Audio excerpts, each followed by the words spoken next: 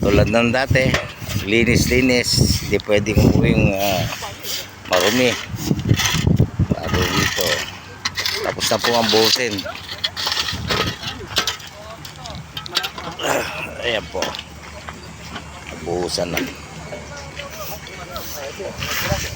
sarado, buhos na, walang putol, matibay na pundasyon, walang putol, diretso buhos, tutuyo na sabay-sabay. Matigas.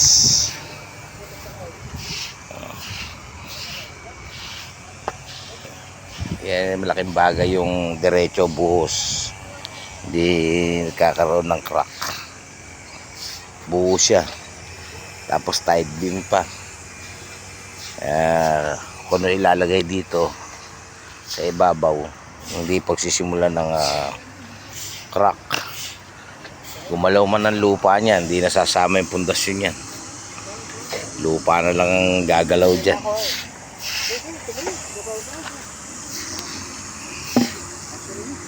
Kailangan ng pundasyon talagang buo. Yan ang lagi nating sinisikap na din, mabuhusan ng sabay-sabay ang pundasyon, paikot. Paikot din ang pag-akyat niyan, pag-angat. Wala nang kakalawanging bakal sa ilalim dahil may buhos na. Kahit umulan na siya ngayon, wala nang makakapagpigil sa pagtaas niyan.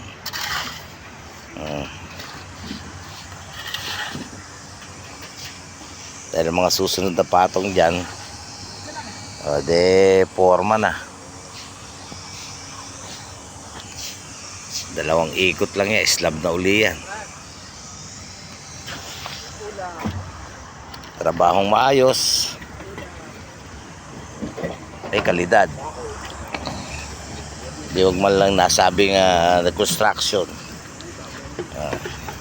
Yan, may kalidad, may patutunguhan.